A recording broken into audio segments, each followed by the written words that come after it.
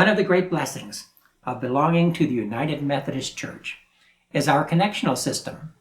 We are especially blessed to have Reverend Craig Cockrell as our district superintendent in the Albuquerque district, and he has provided a message for us to share this morning. When the storms of life are raging, stand by me. When the storms of life are raging, stand by me. When the world is tossing me like a ship upon the sea, thou who rulest wind and water, stand by me.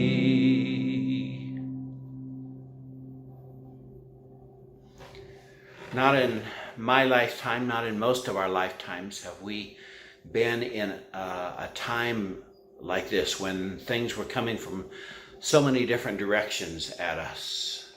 Crises hitting us in the head, in the heart, and even in the body. So much to deal with.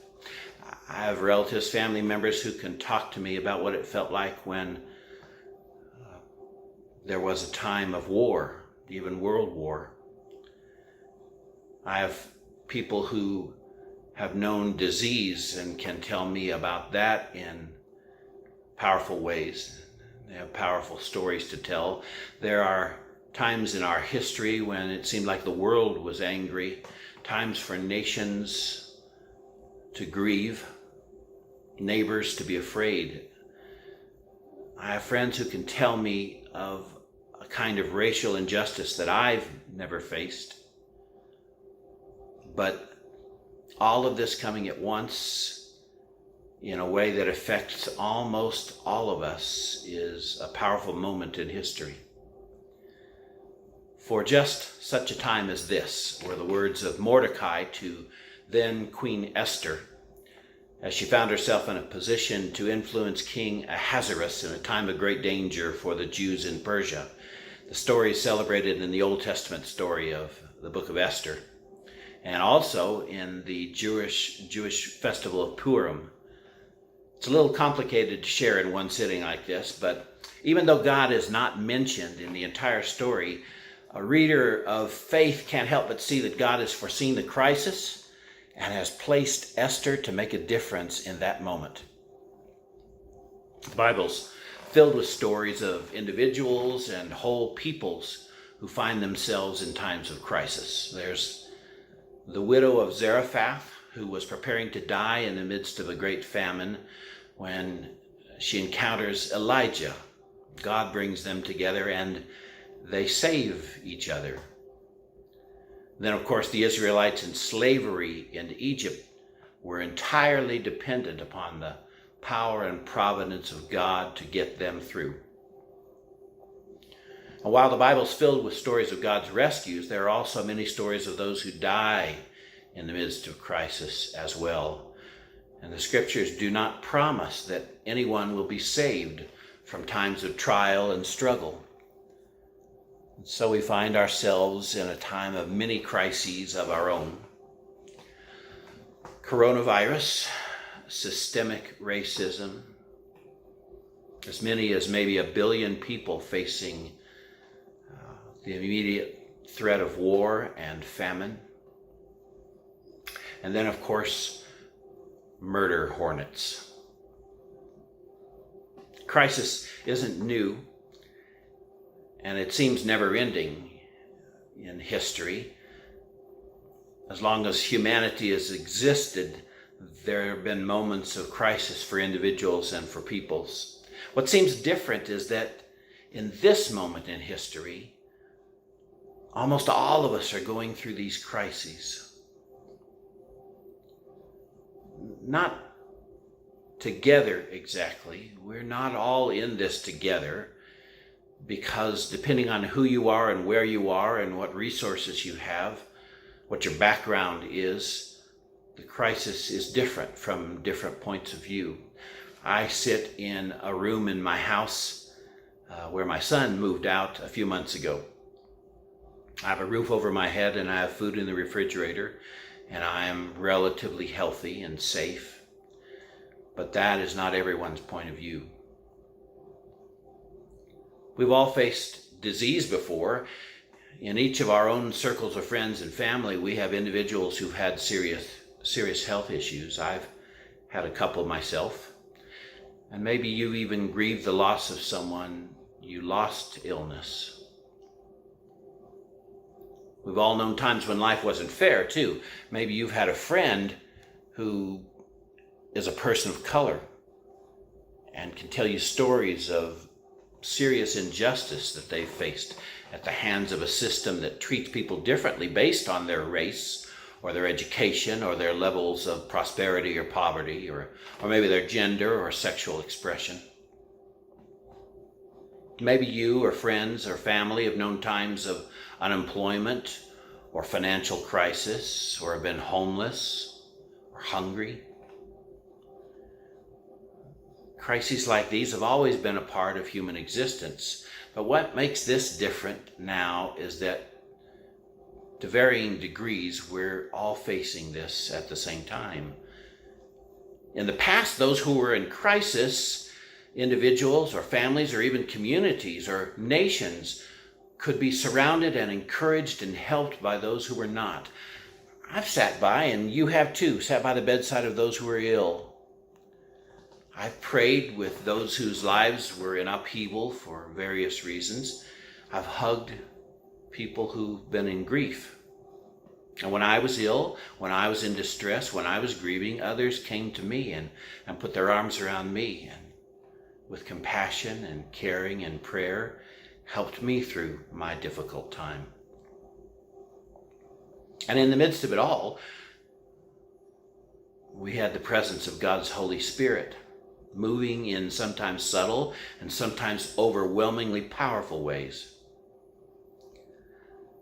We, like the Israelites in the wilderness, find our lives for the most part out of our own control. We're dependent upon others, we're dependent upon God, but there may be very little we can do to change our own circumstances. For the Israelites, this was a time of fear, wondering if the next day would bring an even greater crisis. The generation that finally marched into the promised land had been almost all born during that time of crisis, but also during that time of total dependence upon God. They learned what it was like to know that God would provide for them. Some argue, and I think I agree, that this may have been the height of our spiritual history, when our spiritual ancestors, the people in the wilderness, were so dependent upon God that they didn't know if they would have water or food the next day. It was better than slavery, but it was not necessarily better than the promised land to come, when there would be challenges and obstacles that they would have to overcome, and times when they felt they could do it themselves and left God behind. But during the wilderness, during the time of crisis, during the time of dependence, they learned that God was really there for them. So we find ourselves angry and afraid and lost. And not in my lifetime have I been so forced to give up control of my own life. Not in my lifetime have I been so confronted with the option to try to fill up my days or to make them productive in new ways. Not in my lifetime have I been so confronted with the time and the room to offer myself up to Jesus Christ and to follow where God leads on a day-to-day, minute-to-minute basis, really not knowing what was ahead. I have a favorite movie scene, and I watched it just the other night. It's one of the Indiana Jones movies. This was the third one, Indiana Jones and the Last Crusade. And for those of you who have seen it, you know the movie well. They're searching for the Holy Grail, the cup that was used at the Last Supper. And they go through all kinds of clues and mysteries, and they're faced with challenges.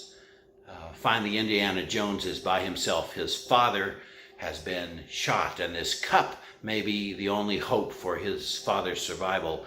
And he has to go find this cup, and he has to go through these various challenges. And the last one, really the last one before he gets to the cup, is this great chasm between him and the room across the way where the cup is being kept.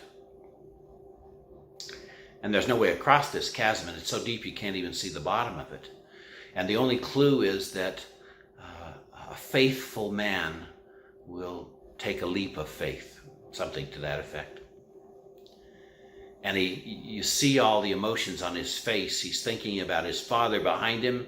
He's in that crisis, but he also knows that if he steps forward, if he tries to jump, it's all over. And finally, in the end, he just gives himself up to the idea that he has no real control, and he takes that step. And if you've seen the movie, you discover that he steps out on this land bridge that has been so well camouflaged that it looked like the chasm, and now he can walk across and eventually gets the cup and he saves his father. I hope I didn't ruin the movie for anyone, but it's worth seeing again anyway.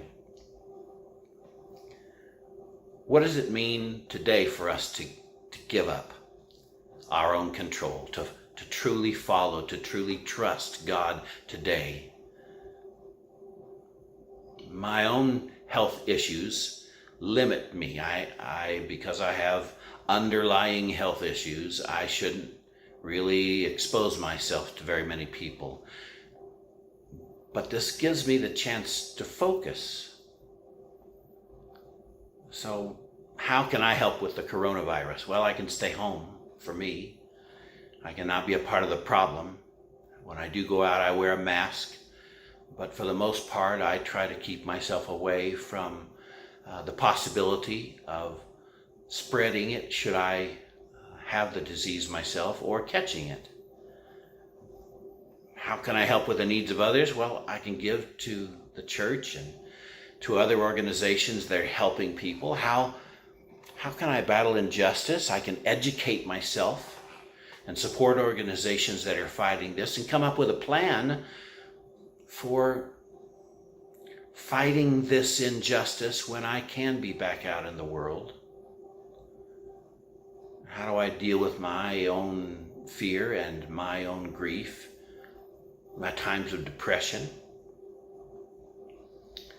Well, God has given me this wonderful gift of time and conversation, if I will use it, to spend time with God.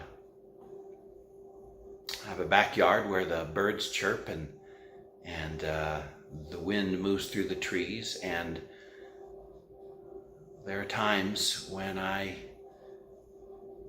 can hear God move as well for me in my heart and in my thinking. And so this allows me the time to do that.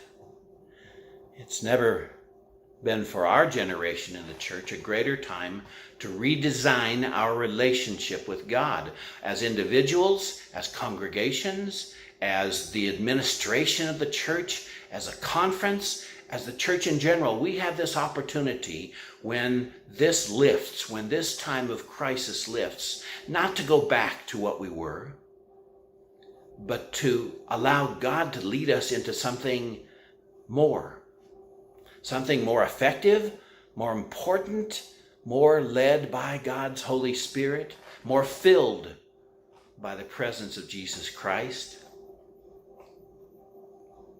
It simply means that there's never been a better time, a greater opportunity to trust God.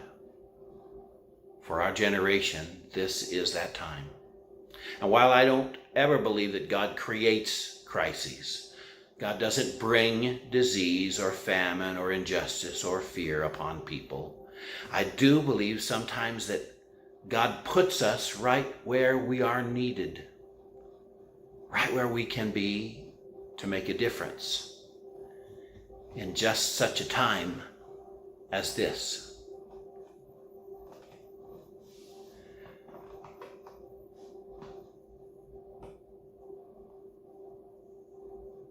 When the storms of life are raging, stand by me. When the storms of life are raging, stand by me. When the world is tossing me like a ship upon the sea, Thou who rulest wind and water, stand by me.